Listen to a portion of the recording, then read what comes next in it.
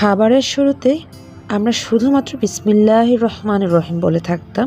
জানি না, আমি বলে থাকতাম।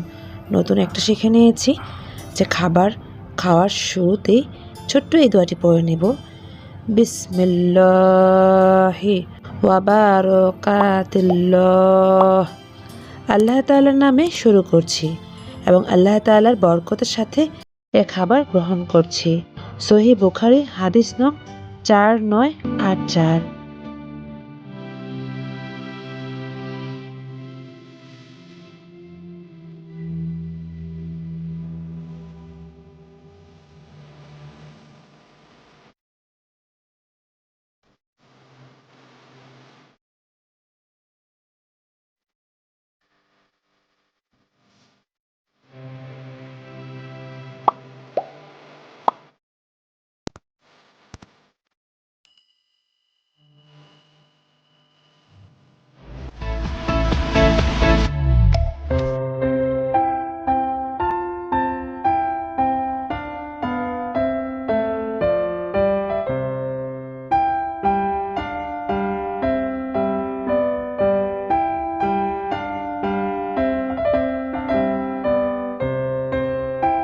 আসসালামু আলাইকুম।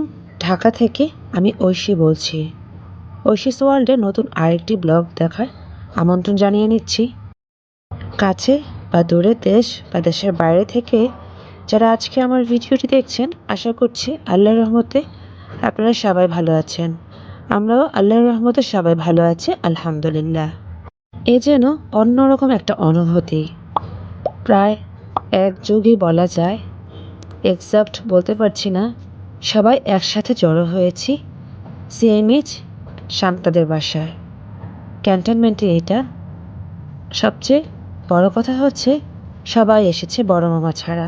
আমার ছোট মামা এবং আম্মু, নানু এরা যে আসবে চিন্তাও করতে পারেনি। বেসিকলি দেখা যায় যে কোনো প্রোগ্রামে এদের এটা সেটা প্রবলেম হয়ে যায়, যার কারণে আসতে পারতো না। তো আজকে শান্তার বাসায় সবাই আসতে পারাতে সত্যি অন্যরকম একটা অনুভূতি হয়েছে। স্পেশালি আমার নানু আর আমার আম্মু, সেটা আমি না বলেই পারলাম না। যাই হোক, আম্মু এবং নানু আসাতে শুধুমাত্র আমার যে অন্যরকম ফিলিংস ছিল তা কিন্তু না, প্রত্যেকটা মানুষের মধ্যেই অন্যরকম একটা ফিলিংস ছিল যে মামা, আম্মু, নানু ওনারা আসতে পেরেছে আজকের আয়োজনে। আমি, বাবা, মা, আদনান রেডি হয়ে বেরিয়ে পড়লাম। চলে এসেছি সিএমএইচে ওর বাসায়। অনেকে চিনে থাকবেন যারা আমার ব্লগ রেগুলার দেখে থাকেন যে আমার বোন শান্তা সিএমএইচের ডক্টর, এখন সে মেজর হিসেবে আছে। তো ওর বাসায় আসার যে উদ্দেশ্যে সবার সাথে দেখা হয়েছে, আমাদের রিলেটিভস, কাজিন, ফ্যামিলি, যেটাই বলুন। আসার সাথে সাথেই শরবত, ফল, মিষ্টি, পিঠা, আইসক্রিম, খাবারের কোনো কমতি ছিল না। কত রকমের খাবার দেওয়া হয়েছে, যেটা খেতে খেতে আমরা একেবারে ফুল হয়ে গিয়েছিলাম।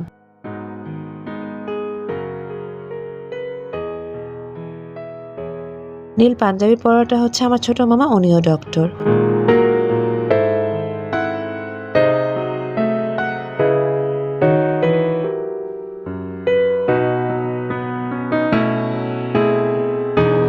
আর এখানে এই লাল ওড়না পরাটা হচ্ছে মামি, মামিও ডক্টর। যাই হোক, রাতে চেম্বার আছে, যার কারণে দুপুরের দিকে এসেই খাবার দাবার খেয়ে চলে যাচ্ছে। আমরাও এর মধ্যে চলে এসেছি, মামাকে বিদায় দিয়ে দিচ্ছি।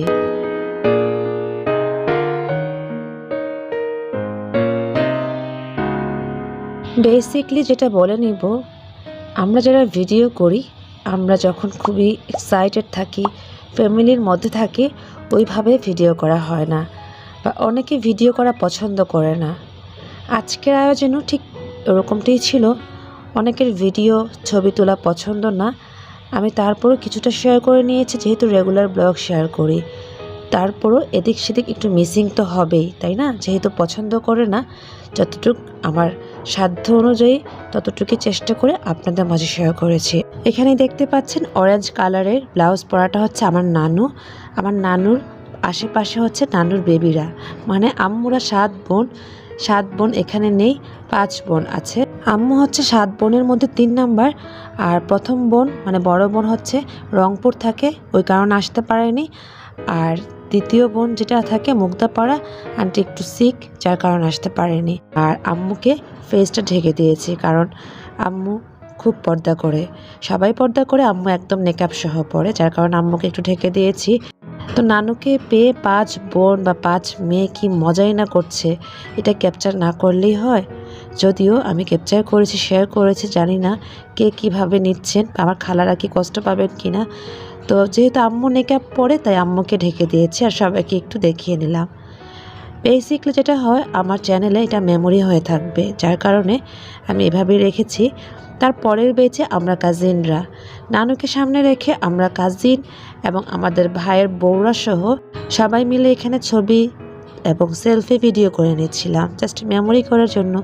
এত বছর পর সবার সাথে একসাথে দেখা হওয়া, সেখানে আম্মু কোনোদিনও ছবি তুলতে চায়নি। আজকে কিভাবে নানুকে পেয়ে ছবি তুলে ফেললো আর বলে দিয়েছে ফেসটা যাতে না দেখাই। সাথে আমার শাশুড়ি আছে এখানে এবং অন্যান্যরা সবাই আছে। যে শান্তার বাসায় এসেছি, তার ভাই থাকে ইউকেতে, তো ওখান থেকে তার সাথে ভিডিও কলে কথা হয়েছে। কতটাই না মজা করেছি আপনারা নিশ্চয়ই বুঝতে পারছেন আজকের আমার এই ভিডিওটি দেখে। যদি আপনাদের কিছুটা ভালো লেগে থাকে, আমার চ্যানেলের পাশে থেকে যেতে পারেন, লাইক কমেন্ট করে নিতে পারেন। আর এরকম নিত্যদিনের ব্লগ বা রেসিপি পেতে হলে চ্যানেলটিকে সাবস্ক্রাইব করে নিতে পারেন। ইতিমধ্যে যারা এটা করে নিয়েছেন তাদেরকে অসংখ্য ধন্যবাদ। ননস্টপ খাওয়া দাওয়া হয়েছিল, এখন ডিনার করার পালা। বাচ্চাদের আগে খাবারগুলো দিয়ে দেওয়া হচ্ছে। সবার সাথে দেখা হওয়ার পর যে অন্যরকম একটা অনুভূতি, যেটা বলেও শেষ করা যাবে না। এতটা ভালো লাগা ছিল, এতটা ভালোবাসা ছিল, যেটা আজকে সবাই ফিল করতে পেরেছি। বেসিকলি এত বছর পর দেখা, মানে দেখা তো হয়, হাই হ্যালো হয়, বাট একসাথে সবার সাথে এভাবে দেখা এই এক যুগে মনে হয় না আমার হয়েছে। ওর বাসা থেকে বের হয়ে চলে যাওয়ার পর যার যার বাসায় সবার মনের ভেতর অন্যরকম একটা ফিলিংস কাজ করেছে, খুব খারাপ লাগা, খুব মিসিং ব্যাপারটা কাজ করেছে। সেটা শুধুমাত্র আমার যে তা না, আমরা প্রত্যেকের সাথে কন্ট্যাক্ট করে নিয়েছি, ফোনে যোগাযোগ করে নিয়েছি, সবার সেম অবস্থা। মানে হচ্ছে সবাই সবাইকে কল করে বলা হচ্ছিল মিস ইউ মিস করছি, ভালো লাগছে না, চলে আসো, দিস দ্যাট। তো এগুলো আসলে খুব খারাপ লাগা ছিল, মানে এটা ভুলতেই পারছিলাম না যে সবাই একসাথে হয়েছি। যাই হোক, ডিনারের পর্ব শেষ হয়ে গেছে, ছেলেরা আগে খেয়ে নিয়েছে, তারপর আমরা সবাই বসবো। 3টা পার্ট হয়েছিল আজকে ডিনার, তো বুঝতেই পারছেন মানুষজন কিন্তু আরও আছে, আমার আরও কাজিনরা আছে, ওরা আর একটা রুম দখল করে আছে।